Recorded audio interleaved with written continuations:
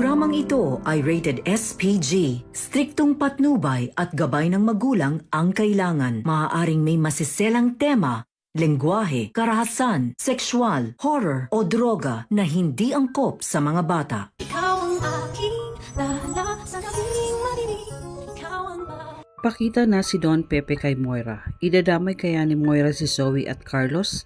Eto na kaya ang katapusan ng kasamaan nilang tatlo. Magandang araw at eto na nga tayo sa ating pinakaabangang tagpo sa Abot Kamay na Pangarap. Welcome to my channel. Please don't forget to like, comment, and click the bell button para lagi kayong updated sa aking mga videos. Samantala, nahuli na ng tuluyan si Moira at wala na siyang kawala pa.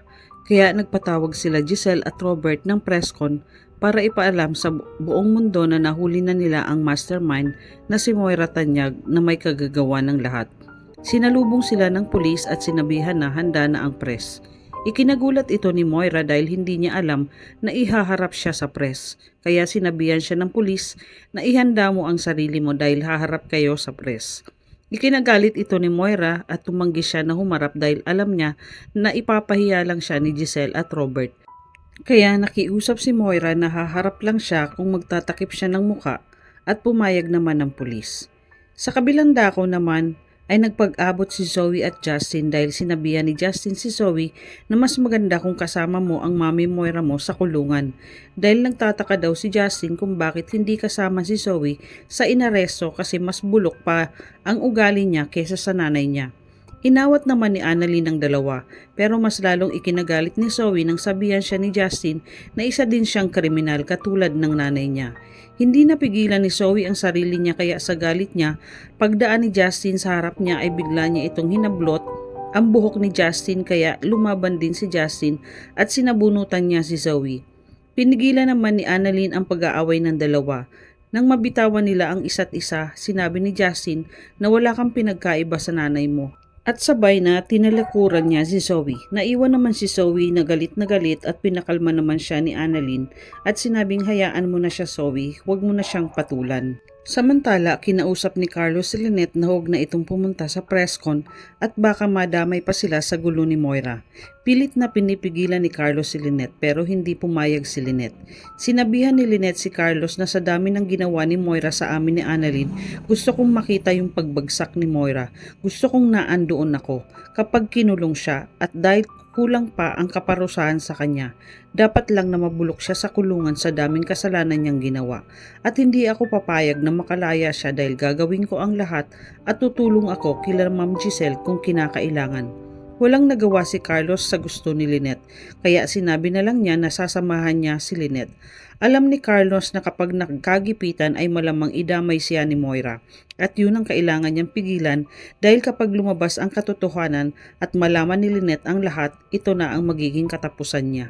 Samantala sa presscon ay nakahanda na ang lahat at pinalabas na si Moira ng mga pulis at balot na balot ang mukha niya dahil ayaw niyang makita ng mga tao ang mukha niya. Pinaupo na nila si Moira sa harap ng press kasama si Giselle. Sa loob ng presscon ay naandun din sina Chang Susan at Josa, habang si Eric naman ay nasa likuran at pinagmamasdan sila. Bago mag-umpisa ang presscon, tumayo si Chang Susan dahil nagtataka siya kung bakit nakabalot ang mukha ni Moira. Sabi ni Chang Susan na teka muna, sigurado ba kayong si Moira Tanyag yan? Bakit balot na bolot ang mukha niya? Sabi naman ni Josa na dapat nakikita namin yan dahil baka mali ang taong yan at baka iba ang taong yan. Hindi kami papayag na hindi namin makita ang mukha niya. Natatawa naman si Eric sa gustong mangyari ng dalawa. Narinig ni Giselle ang pakiusap ng dalawa kaya tumayo ito at nilapitan niya si Moira. Inalis ni Giselle ang nakatakip sa mukha ni Moira, kaya ikinagulat naman ito ni Moira nang biglang tanggalin ni Giselle ang nakatakip sa kanya. Sumigaw si Moira na ano ba? Bitawan mo nga ako.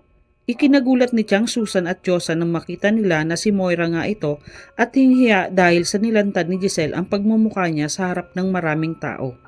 Habang si Zoe naman ay nakatingin lang sa mami Moira niya. Awang-awa siya sa mami niya dahil siya ang naging dahilan kung bakit ito tuluyang nahuli. Habang si Carlos naman ay kinakabahan sa mga sasabihin ni Moira at baka ilaglag na siya nito. Maya-maya ay nagsimula ng magtanong ang press kay Moira. Sabi ng press kay Moira na may kasabwat ka ba sa ginawa mong pagkidnap kay Don Pepe? Hindi agad nakaimik si Moira. Iniisip niya na idawit na si Zoe dahil pinahuli siya nito at kasama na si Carlos dahil inilaglag siya ng dalawa. Kaya inamin ni Moira na siya ang nagpakidnap kay Don Pepe pero hindi siya nag-iisa. May kasabwat akong dalawa. Ikinagulat naman ni Giselle at Robert ang sinabi ni Moira kaya galit nitong tinanong ni Giselle si Moira na sabihin mo kung sino ang kasabwat mo sa pagpapakidnap sa papa. Pero hindi sumagot si Moira dahil sa korte niya na lang sasabihin kung sino ang kasabwat niyang dalawa at pilit niyang sinasabi na inosente siya. Kaya kinabahan naman si Carlos at Zoe sa sinabi ni Moira. At nang matapos ang press con, agad hinanap ni Carlos si Zoe at hinila niya ito sa isang sulok para tanungin tungkol sa sinabi ni Moira. Ikinagulat naman ito ni Zoe. Sabi ni Carlos na, bakit sinasabi ng mami mo na may kasabwat siya? Tayong dalawa ba ang tinutukoy niya? Sabi ni Zoe na hindi ko alam kung sino ang tinutukoy niya. Hindi alam ni Carlos ang gagawin niya kaya sinabihan niya si Zoe na hindi ako papayag na idawit ng mami mo ang pangalan ko. Ikinagalit naman ito ni Zoe kaya sinabihan niya si Carlos na natatakot ka na malaman nila ang lahat.